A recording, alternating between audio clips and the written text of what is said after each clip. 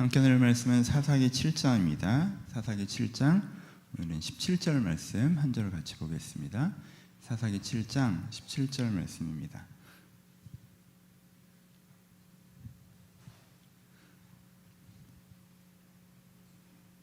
(7장 17절) 다 쳐졌으면 한 목소리를 봉독하겠습니다. 시작. 그들에게 이르되 너희는 나만 보고 내가 하는 대로 하되 내가 그 진영 근처에 이르러서 내가 하는 대로 너희도 그리하여. 아멘. 안녕하세요. 오늘 어린이 수련회가 있어서 아마 현장에는 더 평소보다 적은 인원이 참석했고요. 어린이들이 없다 보니까 좀 고요한 분위기에서 장단점이 있죠. 장점도 조금은 느껴지네요. 고요한 분위기에서 함께 예배하고 있습니다. 그리고 이제는 뭐 광고처럼 드리는 말씀이지만 저도 이제 어제 참석하고 오늘도 이제 일정이 진행되고 있는데 저는 어젯밤에 나왔는데 선생님들도 준비 너무 잘해주시고 아이들 너무 좋은 마음밭으로 참여해서 애들이 너무 행복해하고 또 저는 또 목사는 그게 중요하다 보니까 애들이 또 이렇게 열심히 기도하고 하는 모습 보면서 또 몇몇 아이들은 또 정말 간절하게 기도하는 짧지만 그런 시간들을 가져서 저는 굉장히 감사한 수련회였습니다. 제가 또 이 기도 부탁을 재직분들에게 드리고 여러분들에게 드렸었는데 함께 기도해 주셔서 감사하다, 또 제 기준에서는 하나님께서 응답하신 부분이 있다라는 이야기들을 말씀드립니다. 끝까지 오늘 행복한 시간 보내고 안전하게 잘 돌아왔으면 좋겠다는 생각을 가지고 있습니다. 오늘 설교 제목은 세상의 구원입니다. 세상의 구원. 여러분, 우리가 구원이라고 할 때 가장 기본적으로는 나의 구원을 얘기하는 거죠, 그렇죠? 내 영혼의 구원이에요. 구원이 뭐라고 그랬어요? 내 안에 아름다운 모습이 있어요. 근데 그 위에 먼지가 가득 쌓여 있는 거죠. 그 쌓여 있는 먼지를 닦아내고 내 아름다운 모습을 회복하는 게 이제 나의 영혼의 구원이에요, 그렇죠? 근데 지난주에 삶의 구원을 말씀드렸죠. 내 삶도 하나님께서 너는 참 이렇게 살았으면 좋겠고 너에게 이런 삶을 내가 선물로 줄게 라고 하는 아름다운 삶이 분명히 있어요. 근데 그 위에 먼지가 잔뜩 쌓여서 우리가 그 삶을 그 삶대로 온전히 살아가지 못하는 모습이 있습니다, 그렇죠? 그러니까 삶의 구원이라고 하는 건 그 부분의 먼지를 닦아내는 것이죠. 그럼 오늘 세 번째로 얘기하는 건 세상의 구원입니다. 세상의 구원은 뭐겠어요? 하나님께서 생각하시는 세상의 아름다운 모습이 있습니다, 그렇죠? 하나님께서 생각하시는 아름다운 세상의 모습이 있어요. 그러니까 세상은 되게 아름다운 곳이에요, 그렇죠? 하나님께서는 그렇게 세상을 창조하셨어요. 하나님의 세상을 이처럼 사랑하사라고 얘기할 때 그 세상은 되게 아름다운 세상이란 말이에요. 근데 세상은 원래 너무나 아름다운 곳인데 그 위에 먼지가 잔뜩 쌓여있단 말이에요. 그래서 좀 별로인 모습으로 나타나죠. 그럼 세상의 구원이라는 건 뭐예요? 세상의 아름답지 못한 모습, 그 먼지를 닦아내고 세상의 아름다운 모습이 회복되어지는 게 세상의 구원입니다, 그렇죠? 여러분, 나의 구원은 내 역할이 굉장히 크죠. 거의 100%예요, 그렇죠? 내가 믿음을 갖고 하나님을 찾는가에 따라서 영혼 구원은 거의 전적으로 나에게 달려 있습니다. 하지만 내 삶의 구원은 100% 나에게 달려 있진 않아요. 왜냐하면 삶이라는 게 다른 사람과 연결되어져 있기 때문에 내가 하나님 앞에 온전히 서더라도 삶이 100%가 되기는 어려워요, 그렇죠? 그러니까는 그럼에도 불구하고 삶의 구원을 추구하는 건 뭐예요? 내가 영향 미치는 부분에서는 분명히 구원을 이루어낼 수가 있기 때문이에요, 그렇죠? 세상의 구원은 그 부분이 좀 더 줄어들겠죠. 내가 미치는 영향이 미미할 수도 있어요. 내가 사는 세상에 구원받는데 내가 결정적인 역할, 그렇지 않을 수 있죠. 하지만 분명히 미미하지만 이 세상의 구원을 추구하는 이 미미한 사람들이 많아질수록 뭐가 이루어져요? 결국에 세상의 구원이 이루어지는 거죠, 그렇죠? 그래서 그 아름다운 모습을 회복하는 부분이 있는 거예요. 기독교 역사에서는 여러 번 이것을 반복하면서 경험해왔죠. 초기에 기독교는 정말 아무것도 아니었죠. 예수를 믿는다고 하는 건 죽음의 이유가 되기도 했고요. 근데 어느 시점에서 어떻게 됐어요? 세상을 바꾸고자 하는 사람들이 많아질수록 어느 시점에서 그 세상이 바뀌었습니다.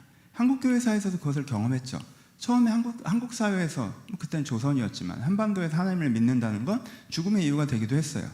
근데 사람들이 모여들고 세상이 바뀌길 바라는 사람들이 많아질수록 세상이 변화된 부분이 있겠죠.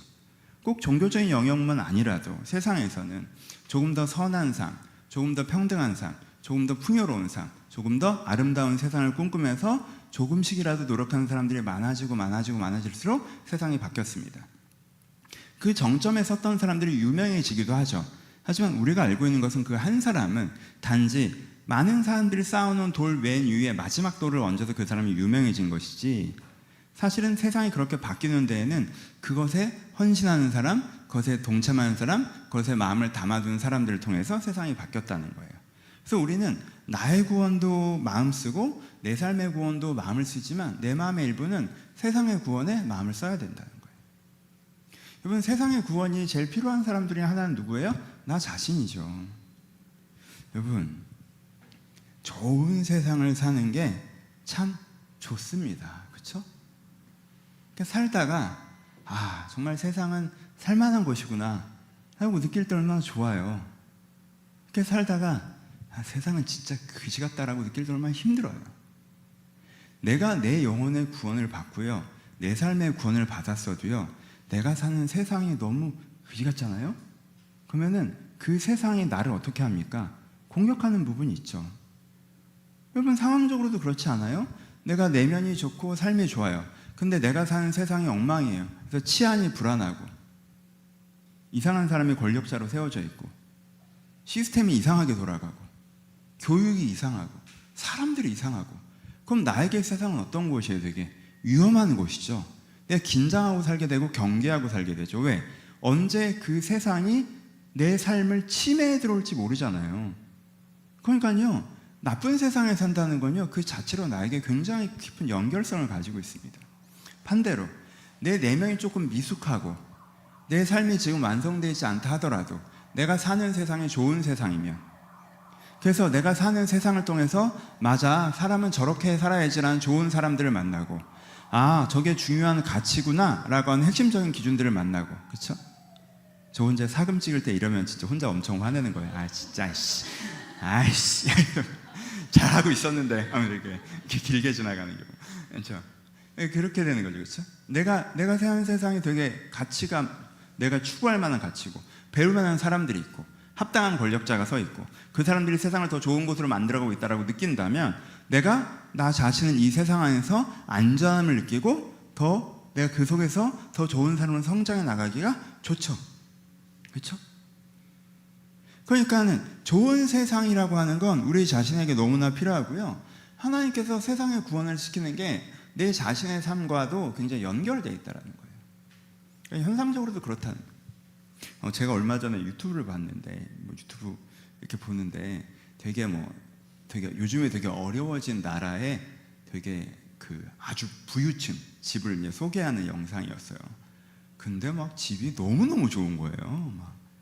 이건 미국에 있다고 하더라도 손에 꼽을 만큼 집이 너무너무 좋아요.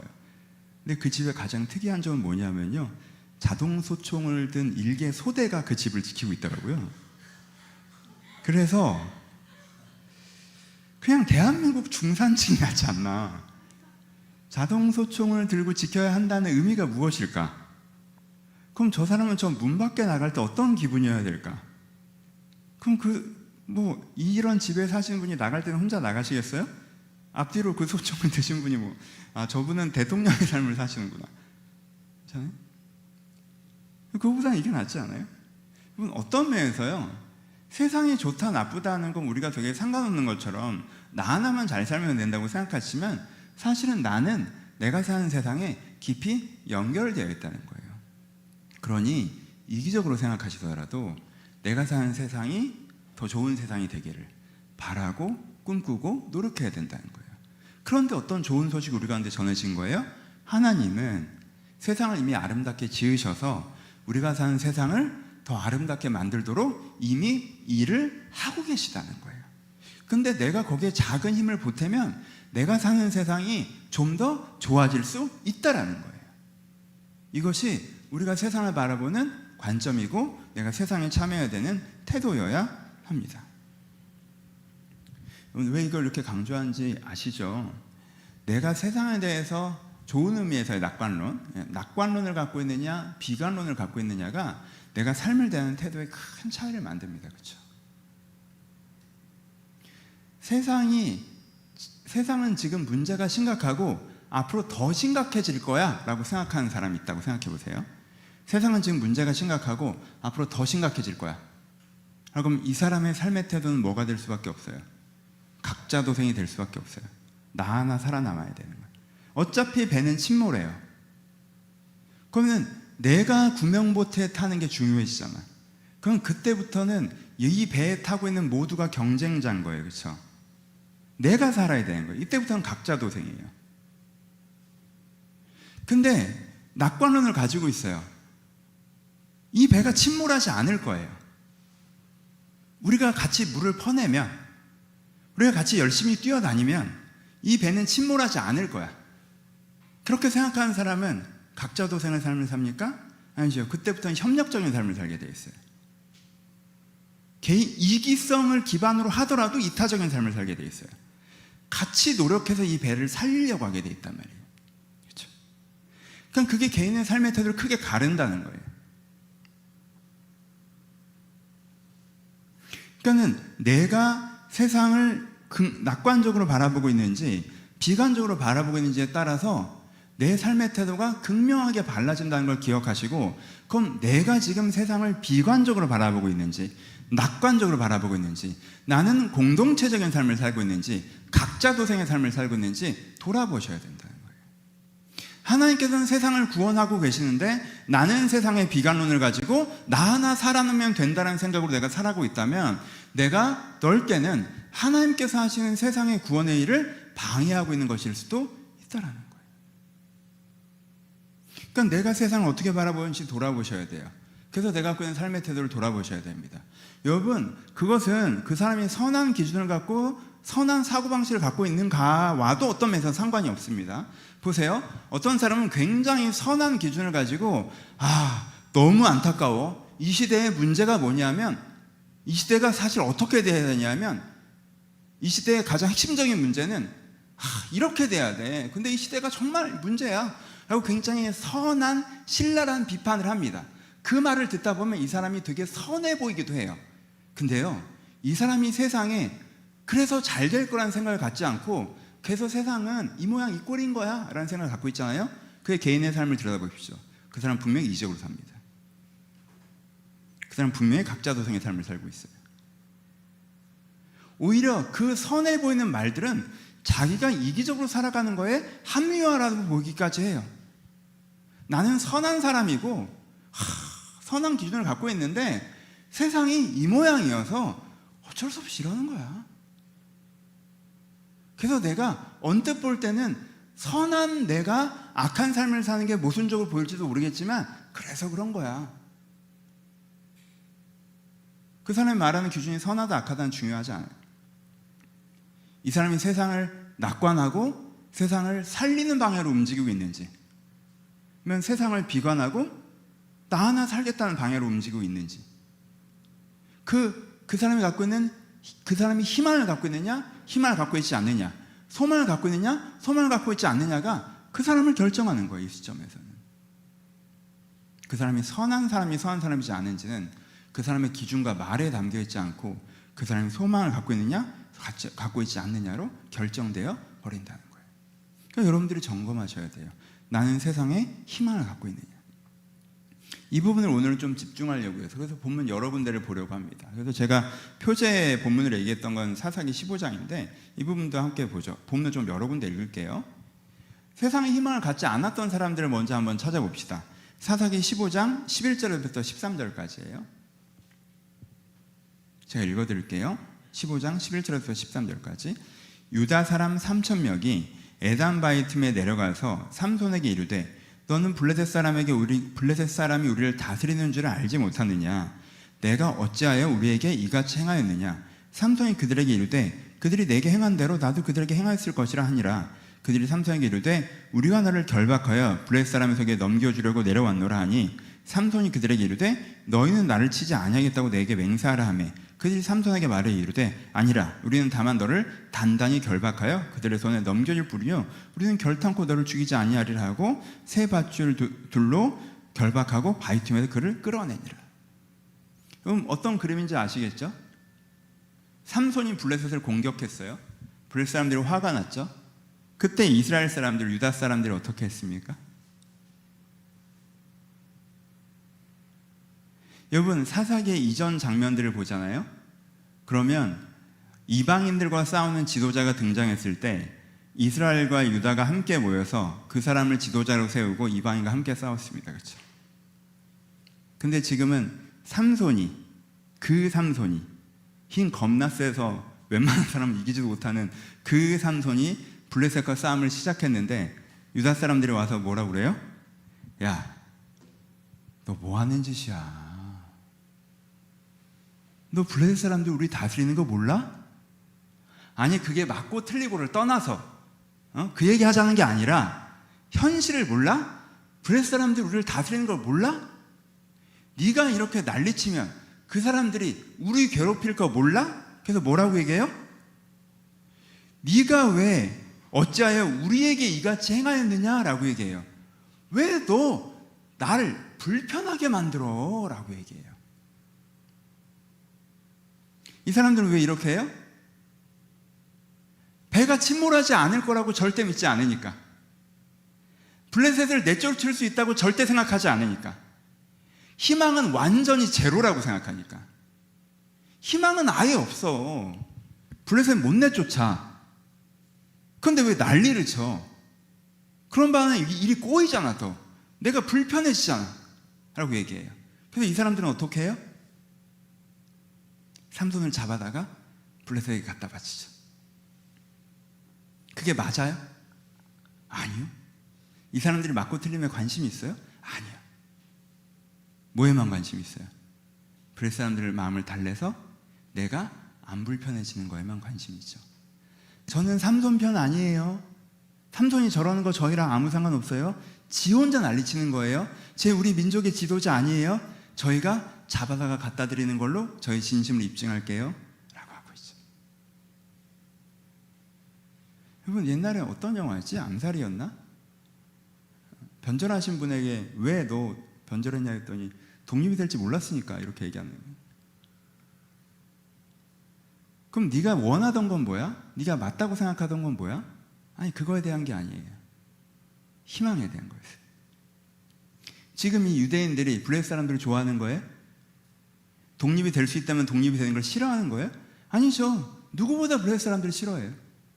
누구보다 독립을 원해요. 하지만 그건 안 돼. 안 되는 얘기를 자꾸를 해. 그렇게 하고 보니까 자기가 이제 삶의 방식은 뭐예요? 나 하나 사는 거죠. 나 하나 사는 거. 나 하나 사는 방법은 뭐예요? 하나님이 삼손을 세우시건 뭐건 간에 나는 삼손을 잡아다가 갖다 바치는 게 내가 사는 거니까. 각자 도생의 삶을 살게 되는 거죠. 다른 부분도 읽어볼까요? 사사기 6장입니다. 오늘 읽으신 부분 앞부분이죠. 사사기 6장 12절부터 읽어드릴게요. 12절부터 16절까지. 여호와의 사자가 기드온에게 나타나 이르되 큰 용사여, 여호와께서 너와 함께 계시도다 하매 기드온이 그에게 대답하되 오 나의 주여, 여호와께서 우리와 함께 계시면 어찌하여 이 모든 일이 우리에게 일어났나이까? 또 우리 조상들이 일찍이 우리에게 이르기를 여호와께서 우리에게 애굽에서 올라오게 하신 것이냐 한 그 모든 이적이 어디 있나이까? 이제 여호와께서 우리를 버리사 미디안에서 우리를 넘겨주셨나이다 하니 여호와께서 그를 향하여 이르시되 너는 가서 이 너의 힘으로 이스라엘을 미디안 손에서 구원하라. 내가 너를 보낸 것이 아니냐 하시니라. 그러나 기드온이 그에 대답하되 오 주여, 내가 무엇으로 이스라엘을 구원하리이까? 보소서, 나의 집 므낫세 중에 극히 약하고 나와 내 아버지의 집은 가장 작으니이다 하니 라고 얘기합니다. 이때 기드온의 자세도 어떻습니까? 내일에 대한 희망이 있나요? 없죠. 근데 우리가 구체적인 진술은 안 들어봤지만 그 삼손을 잡아간 이스라엘 사람들보다는 뭔가 신앙적 관점을 가지고 있죠. 이방인들이 대단하다 이게 아니라 우리가 잘못해서, 그렇죠? 우리가 잘못해서 하나님이 우리를 버리셨어. 내가 잘못 살아서 이 지경이 된 거야. 그래서 희망이 없어. 여러분들, 이게 물론 삼손 시대 유대인들과는 차이가 있죠. 하지만 여러분, 합격선은 80점이에요. 30점으로 떨어지나 70점으로 떨어지나, 신앙적 관점을 가지고 있어요. 하지만 그 신앙적 관점의 결과가 뭐예요? 우리가 하나님 앞에 범죄해서 예전에 그 놀라운 이적은 사라졌어. 그래서 끝이야. 희망이 없죠. 희망이 없어요. 언뜻 회개에 대한 이야기인 것 같고, 언뜻 반성에 대한 이야기인 것 같고, 언뜻 하나님의 이야기를 하는 것 같은데 뭐가 없어요? 희망이 없어요. 그러니까 막상 행동은 어떻게 나옵니까? 막상 행동은 미디안에게 걸리지 않기 위해서 몰래 포도주 틀에 숨어서 타작하는 걸로 나오죠. 뭐 삼손을 잡아 바치는 것보다 훨씬 더 좋은 행동일 수 있겠지 모르겠지만, 현실이 이런 걸 어떻게 적응하고 살아야지, 현실이 이런 걸 어떻게 살 길을 찾아야지, 이게 이 사람들의 삶에 대한 반응이죠. 그렇죠? 희망이 안 보이니까, 희망이 없다고 생각하니까. 그러니까 삼손 시대의 유대인들이나 지금 이 기드온이나 기본적인 태도가 뭐예요? 각자 도생의 태도일 수밖에 없다는 거예요. 뭐가 안 보이니까, 희망이 안 보이니까.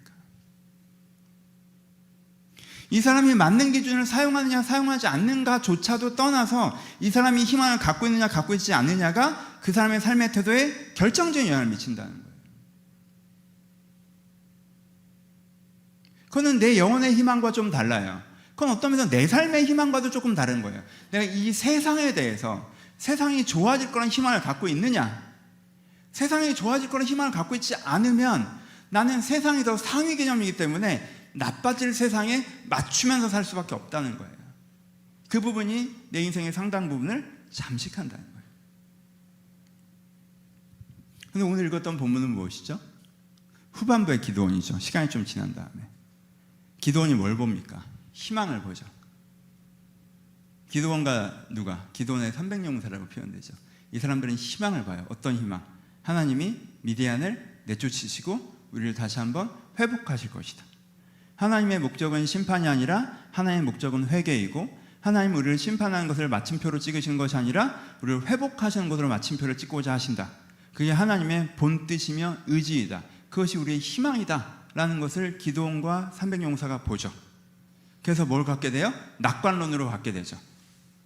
기드온이 아까 얘기했던 건 앞부분만 얘기한 거예요. 우리가 범죄해서 하나님께 우리를 이렇게 하셨다, 틀린 말은 아니죠. 근데 그건 마지막 문장이 아니었어야 돼요. 근데 기드온은 그걸 마지막 문장을 했기 때문에 비관론자가 된 거예요. 그럼 그 다음은 뭡니까? 회개하게 하시고 회복하고자 하신다가 마지막 문장이란 말이에요. 그게 그 다음 문장이라는 거예요. 지금의 기드온은 그 다음 문장을 읽어냈죠. 그러니까 뭘 갖고 있어요? 낙관을 갖고 있죠. 하나님께 회복시킬 것이란 신뢰를 가지고 있어요. 그래서 7장 15절부터 뭐라고 얘기합니까? 7장 15절 제가 읽어드릴게요. 기드온이 그 꿈과 해몽하는 말을 듣고 경배하며 이스라엘의 진영으로 돌아와 이르되 일어나라, 여호와께서 미디안과 그 모든 진영을 너희 손에 넘겨 주셨느니라 하고. 여러분, 기드온은 전쟁을 시작하고 나서도 확신이 좀 흔들렸어요. 왜냐하면 절대적인 전력 차이가 너무 많이 났거든요. 그때 하나님께서 그에게 꿈을 보여주시죠. 적군의 꿈을 통해서 기드온에게 확신을 주세요. 그러니까 기드온이 그것을 듣고 경배하죠. 아, 하나님께서 진짜 이걸 하려고 하시는구나 라는 희망의 메시지를 믿고 경배해요. 그래서 진영에 돌아가 뭐라고 그래요? 일어나라, 여호와께서 미디안과 그 모든 진영을 너희 손에 넘겨 주셨느니라. 과거형으로 얘기합니다. 그 넘겨줌을 받는 거는 미래형이지만 넘겨주신 건 과거형이에요. 이미 넘겨주셨어요. 그렇잖아요. 나는 택배를 아직 못 받았어. 내가 택배를 받는 건 미래형이야. 근데 걔는 보냈대. 그럼 걔는 과거형이죠. 택배 언제 와요? 보냈습니다. 보낼 거예요 라고 하면 우리는 어떻게 돼? 속이 뒤집어지지. 보냈다는 거예요. 하나님께서 너희 손에 넘겨주셨느니라. 아직 도착을 안 했지만 네가 받을 거야. 어떻게 하면? 네가 믿고 추구하면. 그래서 어떻게 됩니까? 그래서 17절에 하는 오늘 9절에 나오죠. 그들에게 이르되, 저는 이 구절을 되게 재밌어요. 기드온이 이 300명한테 하는 얘기예요. 그들에게 이르되 너희는 나만 보고 내가 하는 대로 하되 내 진영 근처에 이르러 내가 하는 대로 너희도 그리하여 라고 얘기해요. 300명한테 뭐라고 해요? 나만 봐. 왜? 앞을 보면 거기 한 5만 명 있거든. 보지 마. 나만 봐. 나만 봐. 그래서 미리 어떻게 하라고 안 가르쳐줘. 나만 보고 내 동작을 따라해. 그러니까 300명은 계속 기도만 쳐다보고 있는 거야. 나만 봐. 그리고 내가 하나를 깨고 소리를 지르면 하나를 깨고 소리를 지르는 거야. 여기서 나만 보라는 게 뭐예요? 내가 본 희망을 보라는 거죠. 내가 본 소망을 보라는 거예요. 이 300명이 기드온이 봤던 희망을 보고 기드온이 봤던 소망을 보고 그쪽 방향으로 움직이죠. 배가 침몰하지 않을 걸 믿고 배를 보수하는 사람들이죠. 같이, 각자 도생이 아니라 300명이 함께 어깨를 마주대고 같이 이 배를 살려내는 거죠.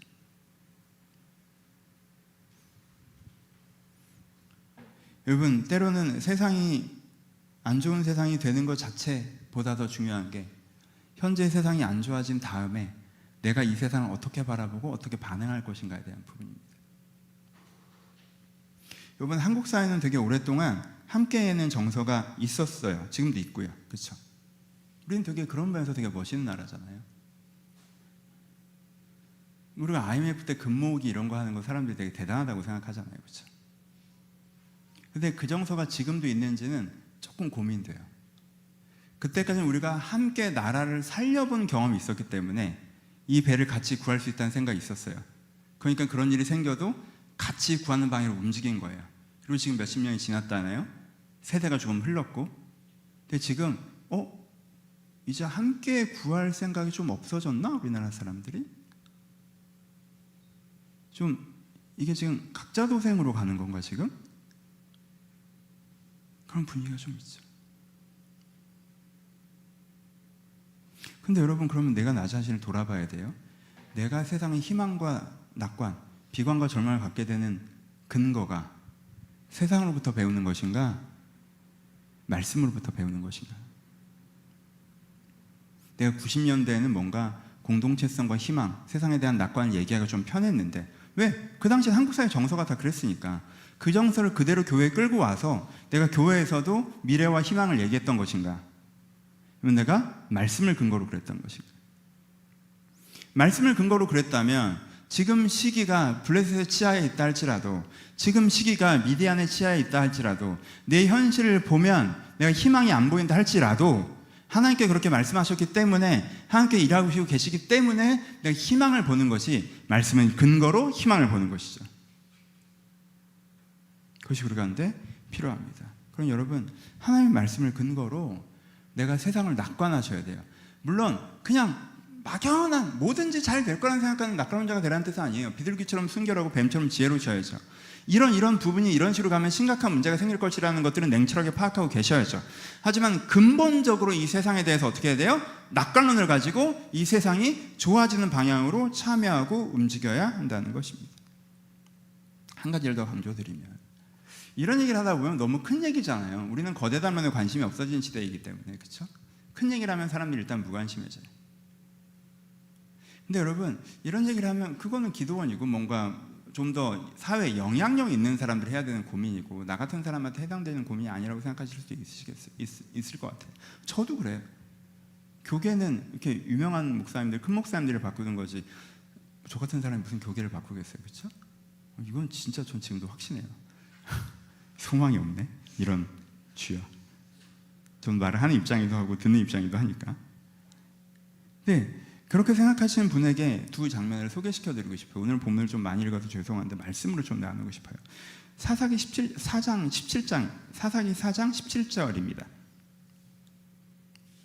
사사기 4장 17절. 이한이가 사금 이 부분하고 깜짝 놀랐는데, 야, 성경이 아주 거칠어. 아니 뭐라고? 말뚝으로 죽였다고? 거친 장면이 나오죠. 시그라가 걸어서 도망하여. 언제 이게? 사사 드보라 때죠. 드보라 때 전투에서 승리했어요. 악한 세력을 무너뜨렸습니다. 도망갔어요. 근데 시그라가 걸어서 도망하여 겐 사람 헤벨의 아내 야엘의 장막에 이르니, 이는 하솔의 왕과 겐 사람 헤벨 사이에 화평이 있습니다. 야엘이 나가 시스라를 영접하여 그에게 말하되, 나의 주여 들어오소서, 내게 들어오시고 두려워하지 마소서 하며 그가 장막에 들어가니 야엘이 이불로 그를 덮으니라. 시스라가 그에게 말하되, 청하노니 내게 물을 좀 마시게 하라. 내가 목이 마르다 하며 우유부대를 열어 그에게 마시게 하고 그를 덮으니, 그가 또 이르되 장막문 앞에 섰다가 만일 사람이 내게 묻기를 여기 어떤 사람이 있느냐 하거늘 너는 없다 하라 하고, 그가 깊이 잠드니 헤벨의 아들 야엘이 장막에 말뚝을 가지고 이건 안 읽을래. 하여튼 그랬어요. 그러면 야엘이라는 분은 평범한 가정주부세요. 그렇죠? 군대 장관도 아니고요. 지도자도 아니에요. 근데 그 마음에 뭐가 있었어요? 그 마음에 각자 도생의 마음을 갖고 있었다면 여기서 어떻게 반응해야 돼요? 원래 친분 관계가 있고 뭐 그런 시그널을 살려주고 그쪽 왕한테 돈 좀 받고 뭐 이래야 되겠죠, 그렇죠? 근데 이 사람 마음 가운데 뭐가 있었어요? 이스라엘 회복에 대한 소망이 있었죠. 그게 맞다는 생각이 있었어요. 내가 할 역할이 그렇게 크지 않아서 그런 마음만 품고 기도만 하고 살고 있었어요. 근데 적군의 장수가 우리 집으로 걸어 들어와요. 그랬더니 그 순간 무슨 판단을 해요? 내가 죽여야겠네? 라는 생각을 했어요. 여러분, 이게 평소에 그 마음을 품지 않았던 사람이 할 수 있는 판단 같아요? 내가 어느 편에 설지 마음을 못 먹고 있었던 사람이 할 수 있는 판단인 것 같아요? 내가 세상이 흘러가는데 무관심한 사람이었으면 할 수 있는 판단 같아요? 내가 세상이 흘러가는데 무관심했다면 맞기는 이스라엘 회복이 맞는데 뭐 그게 되겠어? 라는 이 이중적이고 모순적인 감정으로 막연하게 오픈엔딩된 생각을 갖고 있는 사람이었다면, 생각이 정리되지 않은 사람이었다면 여기서 정리되지 않은 태도가 나왔겠죠. 당황하거나, 그렇죠? 근데 걸어오는 걸 딱 보자마자 내가 죽여야겠네 생각하고, 근데 내가 여자인데 어떻게 해요? 깊이 잠든 다음에, 그렇죠? 그러니까는 물을 달라는데 우유 주죠. 잘 자라고. 물 달라는데 우유 드세요. 푹 주무셔야 되니까 우유 주고. 근데 내가 칼 같은 건 써본 적이 없잖아. 근데 내가 해봤던 게 뭐야? 유목생활 하니까 텐트에 이거는 항상 쳤잖아. 이 파워는 내가 알아. 그러니까는 무서운 장면이야, 그렇죠? 근데 여러분, 뭐 장면의 잔인성을 빼고 포인트를 아시겠어요? 지금 세상이 더 좋아지는데 제가 할 수 있는 일이 아무것도 없어요. 전 그냥 직장인이고, 전 그냥 소시민이고. 근데 그렇다고 해서 아무것도 안 해도 돼요. 지금 당장. 뭘 당장 하라는 게 아니야. 근데 그렇다고 해서 세상에 무관심하고 살아가는 사람들은요, 내가 작지만 결정적인 역할을 해야 될 기회가 왔을 때 움직이지 못합니다. 일단은 그 마음만 먹고 계신 것도 너무 중요한 거예요. 그러면요, 해야 될 작은 일들 보이고요, 큰 일을 해야 될 시점에는 큰 일도 보입니다. 그게 중요한 거예요. 나 같은 사람이 이런 마음을 갖고 있으면요, 보리떡 5개와 물고기 2마리를 가지고 예수님 앞에 나아갈 수가 없어요. 예수님, 이거라도 뭐 어떻게 해보실래요? 이걸 할 수가 없다고. 그냥 나 같은 사람이 이런 생각이 들면, 다들 도시락을 안 싸온 거야? 다들 되게 배고파하네? 내 보리떡 걸리면 안 되는데?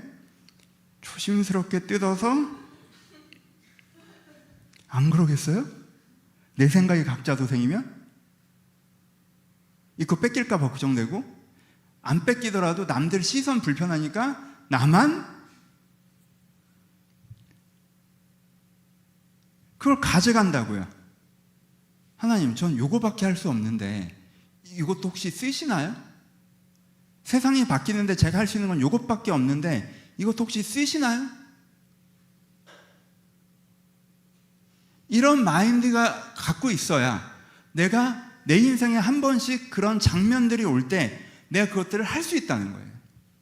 마태복음에 뭐라고 말씀하십니까? 마태복음 25장에 34절을 제가 읽어드릴게요. 임금이 그 오른편에 있는 자들에게 이르되 내 아버지께 복을 받을 자들이여 나와 창세부터 너희를 위하여 예비한 날을 상속받으라. 내가 줄일 때에 너희가 먹을 것을 주었고 목마를 때에 마시게 하였고 나그네되었을 때 영접하였고 헐벗을 때 옷을 입혔고 병들었을 때 돌봤고 옥에 갇혔을 때 와서 보았으니 이에 의인들이 대답하여 이르되 주여 우리가 어느 때에 주께서 줄인 것을 보고 음식을 대접하였으며 목마른 것을 보고 마시게 하였나이까? 어느 때에 나그네되신 것을 보고 영접하였으며 헐벗은 것을 보고 옷을 입혔나이까? 어느 때에 병드신 것이나 옥에 갇힌 것을 보고 가서 배웠나이까? 하니 임금이 대답하여 이르되 내가 진실로 너에게 이르노니 너희가 여기 내 형제 중에 지극히 작은 자 하나에게 한 것이 곧 내게 한 것이라. 그러니까 내가 주변에 또 하나의 측면은 이거죠. 하나는 준비를 하고 계셔야 결정적인 시점에 반응할 수 있다는 것이고, 또 하나는 뭐예요? 또 하나는 뭐예요? 내가 옆에 한 사람에게, 지극히 작은 사에게 내가 그 사람에게 아름다운 세상이 되어준 것이 세상을 아름답게 만드는 거예요. 그렇죠? 살아가다 그럴 때 있으시죠? 어떤 경험을 하고 그 한 사람 때문에 그래도 세상이 살만한 곳이구나, 살아봐야겠다, 이런 생각 들 때 있으시죠? 돌아보면 그때가 있으시죠? 그 사람이 여러분들의 세상을 아름답게 해줬잖아요. 그 사람이 여러분한테 세상이 되어줬잖아요. 우리가 그걸 할 수 있다고요.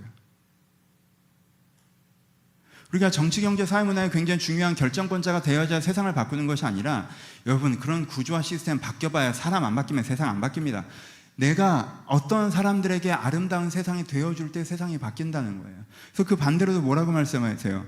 왼편에 있는 자들에게 이르되 저주를 받을지어다. 나를 떠나 마귀와 그 사자들을 위하여 예비한 영원한 불에 들어가라. 너희가 내가 줄일 때 너희가 먹을 것을 주지 아니하였고, 목마를 때 마시게 하지 아니하였고, 나그네였을 때 영접하지 아니하였고, 헐벗을 때 옷을 입히지 아니하였고, 병들었을 때 옥을 갇힐 때 돌아보지 아니하는 일을 하니, 그들이 이르되 주여, 우리가 어느 때 주께서 줄이신 것이나 목마르신 것이나 나그네신 것이나 헐벗으신 것이나 병드신 것이나 옥에 갇힌 것을 보고 공양하지 아니하였나이까. 이 응김 대답해 이르되 내가 진실로 너에게 이르노니 이 지극히 작은 자 하나에게 하지 아니하는 것이 곧 내게 하지 아니하는 것이니라. 여러분, 어떤 한 사람이 여러분들의 삶에 지옥이 되었던 경험이 있으십니까? 어떤 사람이 여러분 인생에 나쁜 세상을 만들어준 경험이 혹시 있으십니까? 그럴 때가 있죠. 여러분, 그런 사람이 되지 않도록 깨어 주의하십시오. 굉장히 위험한 짓이에요. 내가 세상을 나쁜 세상으로 만드는 쪽으로 움직이지 않으셔야 돼요. 내가 세상에 대한 비관론을 가지고, 그러니까 나 하나 잘 먹고 잘 살아야지라고 각자 도생의 삶의 태도를 가지고 주변에 있는 사람이나 신경 쓰지 않고 나에게 이익이 된다고 하면 그들에게 약간의 지옥을 만들어 준다라도 상관없는 마인드로 살아갈 때에 하나님 앞에서 우리가 무슨 말을 들게 될까요? 그래서 세상에 대한 낙관을 가지고 세상에 더 좋은 것을 움직이십시오라고 얘기할 때 그건 뭔가 기드온 같은 대단한 사람들에 대한 이야기죠 라고 오해하지 않으셔야 돼요. 그것은 야엘 같은 작은 사람에 대한 이야기이기도 합니다. 인생에 결정적인 무엇인가가 있어야지 하는 것이죠 라고 오해하지 마세요. 그것은 일생에 일상적으로 하는 것이기도 하다는 거예요. 그래서 어떻게 하셔야 돼요? 세상에 대한 낙관론을 가지고 내가 좋은 세상을 만들어가고자 하셔야 합니다. 그럼 구체적인 것은 무엇입니까? 구체적인 것은 이건 지난번에도 말씀드렸던 것처럼 그냥 정답만 간단하게 얘기합니다. 첫 번째, 믿음을 가지셔야 돼요. 그렇죠? 기독교는 낙관론자입니다. 근본적인 낙관론자. 문제가 많지. 그럼에도 불구하고 좋아질 수 있어요. 희망, 소망이 있으셔야 돼요. 여러분들, 여러분들의 공의로운 이야기에 소망이 없잖아요? 그럼 말에 신중하셔야 돼요. 나라가 이 모양이고 이 모양이고 이 모양이고 이 모양이고 이 모양이고 이 모양이고 이 모양이야. 그래서요? 그럼 어떻게 해야 될까요? 뭘 어떻게 해? 큰일 난 거지. 그럼 여러분들의 말은 저주의 말이에요. 자녀에게 넌 왜 이 모양이고 이 모양이고 이 모양이고 이 모양이고 이 모양이니? 그럼 어떻게 하면 돼요? 어떡하긴, 이제 진짜 망한 거지. 저주의 말이에요. 그 말 왜 합니까? 한국교회가 이 모양이고 이 모양이고 이 모양이고 이 모양이야. 그럼 어떻게 하면 될까요? 그럼 모르지. 그럼 왜 말하십니까? 그걸 왜 말하세요? 그 저주의 말을 왜 합니까? 그러니까 뭐 하셔야 돼요? 소망을 가셔야 돼요. 희망 없이 의로운 기준으로 누군가를 신랄하게 얘기하는 거는요, 왜 하는 건데? 라는 의문이 있어요. 그거 하지 마세요. 물론 그것 때문에 내가 상처받아서 내 마이 스토리를 이야기할 수 있어요. 그건 가능하죠. 하지만 그게 아니라면 조심하셔야 돼요. 희망을 가셔야 돼요. 희망을 가셔야 돼요. 소망을 가셔야 돼요. 저도 그 언저리에 서 있습니다. 저 옛날에 한국교회에 대해서 굉장히 비판적이었어요. 설교 시간에 그런 얘기 많이 했던 적이 있었고, 그러다가 그러면 큰일 나는구나라고 생각을 했어요. 그래서 이제는 그 다음부터 아무 말도 안 했죠. 모르겠다, 난. 지금 그 상태예요. 저는 한국교회 희망은 없어요. 제 개인적으로. 못 봤어요, 아직. 제가 감히 얘기하면 안 되죠. 근데요, 원론적으로는 분명 희망이 있습니다. 하나님께서 희망을 갖고 계시고요, 지금도 무엇인가 하고 계실 거예요. 여러분, 조선 땅에 믿는 사람이 아무도 없을 때 하나님께서 토마스 선교사부터 보내셔서 언더 선교사부터 보내셔서 이 땅에 희망을 보셨습니다. 그때보다 지금이 더 뭐가 취약합니까? 뭐가 더 어렵습니까? 그때보다 믿음의 사람들이 없습니까? 여러분, 이런저런 그 축쟁이들 다 털어내도 이 땅에 믿음의 사람들이 있고요, 이런저런 가라지들 다 털어내도 여기에 건강한 교회가 있습니다. 그럼 당연히 희망이 있죠. 하나님께서 여기서부터 일하실 거고요. 구체적으로는 잘 모르지만 교회뿐만 아니라 여러분의 삶의 현장에, 여러분들의 인생에, 여러분들의 담겨있는 세계에 우리가 이 희망을 보셔야 돼요. 두 번째, 구체적인 그림을 가지셔야 돼요. 어떻게 되는 게 아름다운 것이다 라는 구체적인 그림을 가지셔야 됩니다. 여러분, 희망을 가질 때, 우리가 간단하게 말씀드리면 희망을 가질 때 우리가 가장 많이 하는 실수가 희망의 컨텐츠를 상식으로 채우는 거예요. 이 나라가 더 좋은 나라가 돼야 돼 라는 희망을 가졌어. 그럼 구체적으로 좋은 나라는 어떤 거야? 라고 얘기하시면 여러분들이 정치권에 가셔서 기성품을 사실 때가 많아요. 어떤 나라가 좋은 나라야? 라고 보수적인 분들은, 보수적인 정치인들이 얘기해주는 기성품을 사요. 이게 좋은 나라래. 진보적이신 분들은 그거 사요. 이게 좋은 나라래. 이게 좋은 나라래. 그럼 거기 가서 사오지 마세요. 말씀에서 근거하십시오. 어떤 게 더 좋은 나라가 되는 거야? 어떻게 더 좋은 세상이 되는 거야? 하고 할 때 말씀에 근거해서 컨텐츠를 채우실 수 있으셔야 돼요. 말씀에서는 깃발만 갖고 오고 하나님 이 땅에 희망이 있다고 하셨어. 그럼 희망의 구체적인 내용이 뭐냐? 라고 하면 자기의 계층과 성향과 정치 성향에 따라서 그럼 이게 희망이지, 내 상식에선. 그러시면 안 돼요. 컨텐츠를, 구체적인 그림을 뭘로 채우셔야 돼요? 말씀으로 가져오셔야 돼요. 그리고 세 번째가 행동의 변화가 있어야 됩니다. 지난주에도 말씀드렸죠? 행동의 변화가 있어야 됩니다. 우리가 이 땅에 살지만 뭐라고 가주 얘기해요? 이 땅에 살지만 우리는 천국 시민권자다라고 얘기하죠. 그건 뭐예요? 천국이라는 게 뭐예요? 희망의 공간이죠. 희망이 완성된 공간이죠. 그 공간에서 지켜야 되는 기준을 나는 오늘도 지키고 살아간다는 얘기죠. 그렇죠? 시민권자라는 얘기는 그 나라의 법을 지킨다는 얘기예요. 그러니까 나는 지금 세상에 돌아가는 기준으로만 살지 않고 하나님께서 말씀하시는 그 회복된 세상의 기준으로 내가 살아간다라고 얘기하는 것 세 번째입니다. 그리고 네 번째가 기도하는 거였어요. 기도하는 거. 세상이 더 나아지길 기도하셔야 됩니다. 저 어릴 때는 이거 되게 많았어요. 생각해 보니까 요즘에 이 설교를 하다 보니까 좀 반성 아닌 반성인데, 더 어릴 때는 그렇게 구국기도회가 많았다? 알아요? 나라를 구하겠다고 모여서 기도를 했어요. 근데 어느 시점에서 그게 변질됐겠죠. 어느 시점에서 그게 형식화 됐을 거예요. 그래서 어느 시점에 그건 아무것도 아닌 게 됐습니다. 그 다음에 사라진 것 같아요. 그렇죠? 요즘엔 그런 거 없잖아요. 그렇죠? 요즘에 뭐 해도 약간 저게 구국기도인데 왜 성조기를 나눠주지 뭐 이런 거 하잖아요. 근데 그냥 막연하게 옛날에 초기엔 진짜 나라를 위해서 기도했어요. 그렇죠? 더 좋은 세상이 되길 위해. 그럼 그때 민족복음을 위해서도 기도했습니다. 제가 어릴 때. 저 초등학교 3학년 때 저는 진짜 금요일마다 북소리를 들으면서 잠들었던 때가 많거든요. 충역교에 있었는데 철야를 몇 시에 시작하는지 기억이 안 나. 근데 11시엔가 라면을 줘요. 그래서 그때까지는 친구들이랑 밖에서 놀고 11시에는 컵라면을 줘. 그럼 이제 새벽 3시까지 하는 거야. 그리고 새벽 3시부터는 진짜 영성 있는 분들은 이때부터 이제는 개인 기도하고 새벽 기도 드리고 가는 게 이제는, 우리 때는 그런 분들 되게 많았죠. 그러면 이제 찬양 반주도 없어요. 북을 쳐 그렇게. 나 부를 때 나의 북쳐 퉁퉁퉁퉁퉁. 잘 잤어요. 북소리 들으면서. 뭐 어떻게 하겠어, 부모님이 안 가는데. 그리고 뭐 여름에는 산에 가서 하고. 여러분 저희 세대는 있으시죠? 산에 가면 뭐 그냥 산이야. 근데 뭐 이렇게 거적대기 같은 거 깔고 저 앞에 전등 몇 개 켜놓고 거기서 북을 쳐. 그럼 온 산에서 이게 몇천 명이 산에 이렇게 번져서 또 북소리를 찬양하는 거 지금 생각하면 되게 무섭기도 하고. 제가 그 영성에 100% 동의하지 않아요. 저는 그 역사적인 유산 속에 서 있지는 않습니다. 저는 좀 문제가 있다고 생각해요. 아버지 저랑 가는 길이 다른 거 아시죠? 그러니까 이렇게 그런 게 있어요.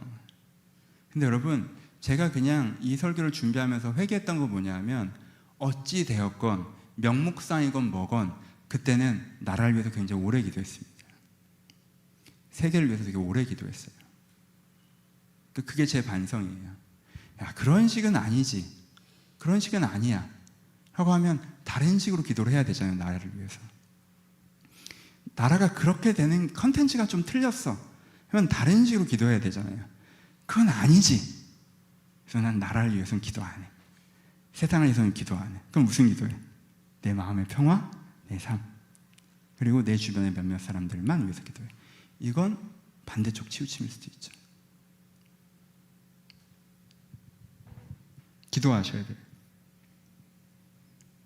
여러분들 이걸 꼭 기억하세요. 옛날에 이게 제 편향성이에요. 그래서 사실은 이 설교를 가장 먼저 지적받고 있는 건 저인데, 그냥 저한테는 그 편향성이 있어요.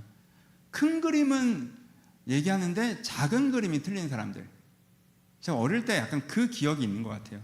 너무 맞는 말이야. 너무 멋있는 얘기고 그건 다 그렇게 하시는 것 같아. 근데 개인적으로 보면 그 사람이 그런 사람이 아니야. 에이, 이게 뭐야 라고 하면서 저는 이러면 가짜다라는 좀 생각이 있어요. 그게 제 편향성이에요. 큰 거는 하지만 개인적으로는 그렇지 않아? 그럼 가짜잖아. 너무 이중적이잖아 라는 생각이 있어요. 근데 여러분, 그래서 저는 그 반대로 왔어요. 개인적인 거는 건강하게 하나님 앞에서. 근데 큰 거에 대해서 너무 많이 얘기하지 않았어요. 그래서 우리가 제 반성인데, 혹시 우리가 큰 거에 대해서는 하나님의 관점으로 보지 않고 각자 도생의 태도를 취하고, 그래서 세상이 이러니까 내가 이 정도 하는 거는 괜찮아. 그래서 여러분들이 개인적으로는 괜찮은 사람이지만 사회적인로는 크리스찬인 게 전혀 드러나지 않는 별로인 사람이 될 수도 있다는 거예요. 그러니 우리가 물려받을 걸 물려받고, 제가 제일 고민한 게 그거예요. 제 문제죠. 물려받을 걸 묻어받고 보완할 걸 부원해야 되는데 자꾸 너무 반대쪽으로 가버리는 거. 그러면 또 다른 단점이 생기는 거예요. 그래서 저는 하나님이 이 사명 설교를 이 남의 손교회 해야 된다고 하셨다라고 저는 생각하고 있어요. 저희의 치우침이 있으니까. 그래서 저도 설교 준비하기도 불편하고, 제가 제일 먼저 혼나고, 이렇게 계속 자아 비판하는 것 같고. 근데 자아 비판이 좀 필요하기도 하죠. 그래서 좀 보완해야 되는 부분이니까. 그러니까 여러분, 기도하셔야 돼요. 세상을 위해서. 그래서 오늘은 안 그럴 건데 자존심 때문에 약간 가을부터 바꿀 생각이에요. 왜냐하면 저희가 말씀을 위해서 기도하고, 나 자신의 개인 기도 제목 기도하고, 주변을 위해서 중보하고 마치잖아요. 제 성향을 아시겠죠? 보통 다른 교회는 이 뒤에 뭐 나라와 민족 한국교회 붙거든요. 내가 그걸 안 해. 나 그걸 좀 싫어했거든. 근데 오늘부터는 못하겠고, 자존심 때문에 찬바람 돌며 하려고요. 기도하셔야 돼요. 마칩시다. 여러분, 우리는 비관론이 유행하는 시기에 살고 있습니다. 현재 한국 사회는 비관론이 좀 더 유행하는 것 같아요. 정치, 경제, 사회, 문화 전반적으로 불안해하고 나아질 거라는 낙관론이 사그라들고 있어요. 그래서 우리에게도 비관론이 있는 것 같습니다. 근데 여러분들이 세상을 낙관하고 비관하는 근거를 세상으로부터 얻지 마십시오. 말씀으로부터 얻으십시오. 내가 어떤 사람인지에 대한, 내가 좋은 사람인지 나쁜 사람에 대한 근거를 세상으로부터 얻지 말고 말씀을 얻으라고 계속 말씀드린 거잖아요, 제가. 근데 세상 자체에서도 마찬가지예요. 이 세상이 지금 잘 될 거냐 잘 안 될 거냐라는 그거의 현상적인 건 세상의 정보를 우리가 습득해야겠지만, 근본적이라면 세상의 이 근거를 하나로부터 얻으십시오. 그래서 이 세상이 나아질 수 있다는 마음을 가지세요. 그래서 여러분들의 삶의 기본 태도가, 기본적인 사회적 태도가 각자 도생의 태도가 아니라, 나 하나 살아남자는 태도가 아니라 우리를 생각하고 우리가 더 나아지는 걸 생각하는, 혼자 잘 사는 삶이 아니라 함께 잘 사는 삶을 생각하는 사람이 되셔야 됩니다. 그게 기독교인의 기본 태도입니다. 사회적으로는 굉장히 대단한 얘기를 하고 가정에서는 별로인 부모, 별로인 사람인 거, 개인적으로 말라보면 사람이 별로인 거, 이것도 참 치우쳐진 것이나 개인적으로는 참 좋은 사람인데 그 사람의 사회생활을 바라보면 참 이기적이고 사회적이고 자기 이익만을 위해서 살아가는 사람이라면 그것도 똑같은 안타까움이라고 생각합니다.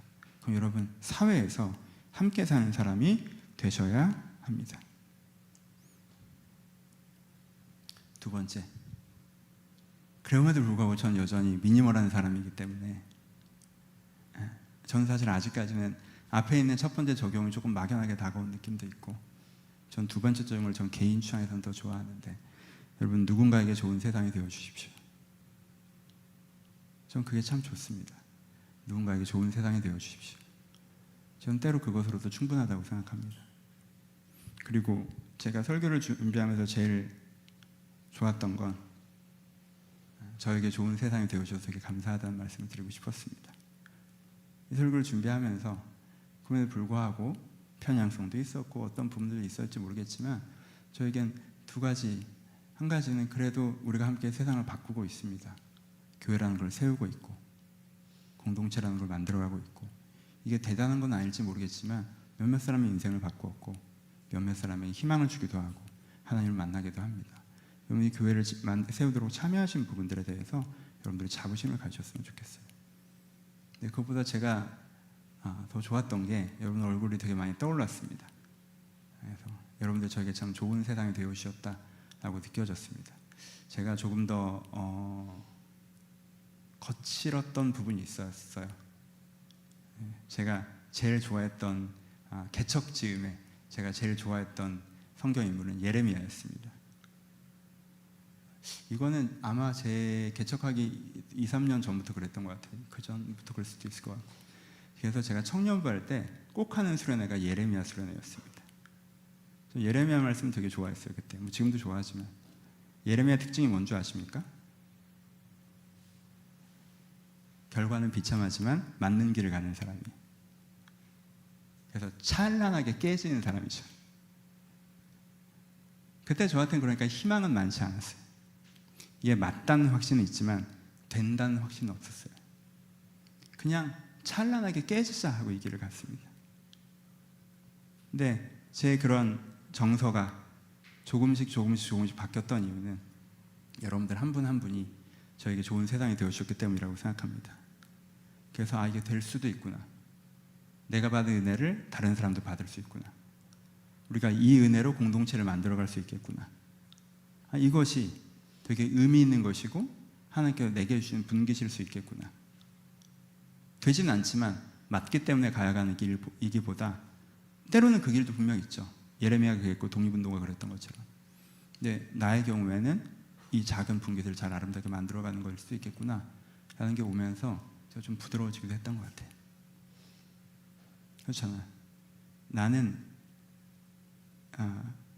맞지만 안 될 것을 향해서 찬란하게 깨지려고 걸어가고 있는데 여러분들이 잘 되는 길로 가면 내가 얼마나 빡치겠어. 그러니까 초기 설교는 이렇게 욕을 하는 거예요. 사람이 야 일로 와, 같이 죽자. 응? 같이 죽자. 우리 독립운동한다 죽자. 감사해요. 온라인에 계신 분들도 지금은 저랑 좀 거리가 생기신 분들에게도 감사한 분들 되게 많이 떠올랐습니다. 그러면서 제 마음에 새겨진 거예요. 저도 여러분들이 참 좋은 세상이 되어드리고 싶고 또 우리가 누군가에게 좋은 세상이 되어준다면 일단 우리가 할 수 있는 세상을 아름답게 바뀌는 오늘 하고 있는 일은 하고 있는 것이 아닐까. 그래서 여러분 아주 큰 담론도 좋고 여기서 설교의 핵심은 그거지만 저는 아직도 미니멀한 사람이라 우리가 서로에게 또 우리 삶의 누군가에게 좋은 세상이 되어주셨으면 좋겠습니다. 같이 기도하시겠습니다.